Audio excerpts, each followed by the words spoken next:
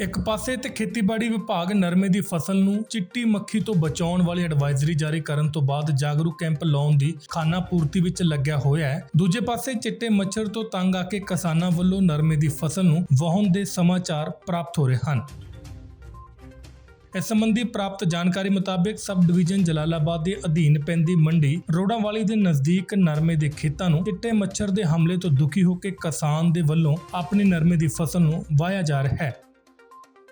ਨਰਮੇ ਦੇ ਖੇਤ ਵਿੱਚ ਆਪਣੀ ਫਸਲ ਨੂੰ ਵਾਹ ਰਹੇ ਕਿਸਾਨ ਨੇ ਦੱਸਿਆ ਕਿ ਉਹਨਾਂ ਵੱਲੋਂ ਪਹਿਲਾਂ ਮਹਿੰਗੇ ਭਾਅ ਦੇ ਬੀਜ ਲੈ ਕੇ ਨਰਮੇ ਦੀ ਬਜਾਈ ਕੀਤੀ ਗਈ ਸੀ ਅਤੇ ਉਸ ਤੋਂ ਬਾਅਦ ਇਸ ਉੱਪਰ ਕਈ ਸਪਰੇਆਂ ਅਤੇ ਸੀਲਨ ਦੇ ਲਈ ਹਜ਼ਾਰਾਂ ਰੁਪਏ ਦਾ ਡੀਜ਼ਲ ਵੀ ਖਰਚ ਚੁੱਕੇ ਹਾਂ।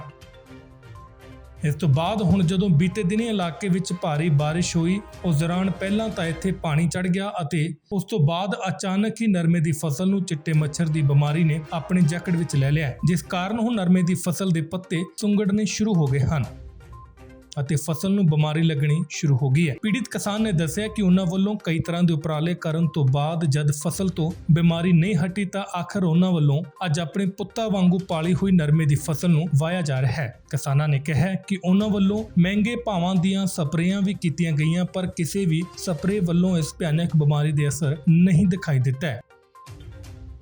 ਕਿਸਾਨਾਂ ਨੇ ਸਰਕਾਰ ਤੋਂ ਮੰਗ ਕੀਤੀ ਹੈ ਕਿ ਹੋਏ ਨੁਕਸਾਨ ਦਾ ਉਹਨਾਂ ਨੂੰ ਤੁਰੰਤ ਮੁਆਵਜ਼ਾ ਦਿੱਤਾ ਜਾਣਾ ਚਾਹੀਦਾ ਹੈ। ਸਾਡੇ ਕੋਲ ਨਰਮੇ ਵਾਲਾ ਵਾਹਣ 20 ਕਿੱਲੇ ਠੇਕੇ ਤੇ ਲਿਆ ਸੀ ਜਾਂ 60,000 ਨੂੰ, ਜੋ ਚਿੱਟੇ ਮੱਛਰ ਨੇ ਤੇ ਸੁੰਡੀ ਨੇ ਬਹੁਤ ਹੀ ਜ਼ਿਆਦਾ ਅਟੈਕ ਕੀਤਾ। ਸਪਰੇਵਾਂ ਵੀ ਕਾਫੀ ਕਰ ਲਈਆਂ, ਨਾ ਕਿਸੇ ਗੱਲ ਦਾ ਕੰਟਰੋਲ ਹੋਇਆ। ਇਸ ਕਰਕੇ ਸਾਨੂੰ ਮਜਬੂਰ ਹੋ ਕੇ ਵਾਹੁਣਾ ਪਿਆ, ਜਿਹਦੇ ਕਿ ਪਨੀਰੀ ਵੀ ਸਾਨੂੰ 2-2000 ਮਰਲੇ 3000 ਦੇ ਮਰਲੇ ਦੇ ਹਿਸਾਬ ਨਾਲ ਲੈਣੀ ਪਈ। ਤੇ ਅਸੀਂ ਸਰਕਾਰ ਅੱਗੇ ਮੰਗ ਕਰਦੇ ਹਾਂ ਵੀ ਸਾਡਾ ਨਰਮੇ ਦਾ ਜੋ ਵੀ ਬਣਦਾ ਮੁਆਵਜ਼ਾ ਸਾਨੂੰ ਦਿੱਤਾ ਜਾਵੇ। ਸਰਕਾਰਾਂ ਨੂੰ ਕਹਿੰਦੇ ਆ ਚੰਗੀਆਂ ਦਵਾਈਆਂ ਭੇਜੋ, ਨਾ ਨੁਕਸਾਨ ਹੋਣ, ਨਾ ਜ਼ਿਮੀਂਦਾਰ ਤੰਗ ਹੋਣ, ਨਾ ਕੋਈ ਫਾਇਆ ਲਵੇ। ਇਸ ਕਰਕੇ ਸਾਡੀ ਸਰਕਾਰ ਅੱਗੇ ਮੰਗ ਹੈ ਵੀ ਚੰਗੀਆਂ ਦਵਾਈਆਂ ਭੇਜੋ, ਸਾਨੂੰ ਨੁਕਸਾਨ ਸਾਡੇ ਬਹੁਤ ਹੋਇਆ। ਕਿੰਨਾ ਕੁ ਏਕੜ ਜਿਹੜਾ ਤੁਸੀਂ ਨਰਮਾ ਵਾਇਆ? ਅਸੀਂ 10 ਕਿੱਲੇ ਨਰਮਾ ਵਾਹਤਾ ਜੀ, 5 ਕਿੱਲੇ ਨਰਮਾ ਮੈਂ ਹੋਰ ਬਾਈ ਜੀ ਅਜਵਾਈ ਜਾਣਾ ਜੀ। ਕੀ ਕਰੋਗੇ ਇਸ ਤੋਂ ਬਾਅਦ ਅੱਗੇ ਤੁਸੀਂ? ਇਸ ਤੋਂ ਬਾਅਦ ਉਹਨੂੰ ਮੁੱਲ ਪਨੀਰੀ ਲੈ ਕੇ 2000 ਮਰਲੇ ਦੇ ਹਿਸਾਬ ਨਾਲ ਹੁਣ ਅਸੀਂ ਬਸ ਕੋਈ ਲਾਵਾਂਗੇ, ਕੋਈ ਪਨੀਰੀ ਜਿੰਨੀ ਕੋਈ ਲੱਗ ਗਈ, ਕੋਈ ਸਬਜ਼ੀ ਸੂਜੀ ਲਾਵਾਂਗੇ, ਕੋਈ ਮੱਕੀ ਬੀਜਾਂਗੇ ਜੀ। ਸਾਡੇ ਜੀ ਨਰਮੇ ਦਾ ਨੁਕਸਾਨ ਹੋ ਗਿਆ ਜੀ। 10 ਕਿੱਲੇ ਅੱਗੇ ਵਾਹਤਾ, 5 ਹੋਰ ਵਾਹਤਾ, ਕੋਈ ਪਨੀਰੀ ਨਹੀਂ ਮਿਲਣੀ। ਹੁਣ ਤਾਂ ਪੱਠੇ ਪੁੱਠੇ ਬੀਜਾਂਗੇ। ਮੱਛਰ ਦੇ ਸੁੰਡੀ ਲਈ ਖੜੀ ਜੀ। ਜਿੰਨਾ ਵੀ ਸਰਕਾਰ ਕਰ ਸਕਦੀ ਮਦਦ ਕਰੇ ਕਿਸਾਨਾਂ ਦੀ। ਪਨੀਰੀ ਵੀ ਨਹੀਂ ਮਿਲਦੀ, 2-2000 ਚ ਨਹੀਂ ਮਿਲਦੀ ਪਈ।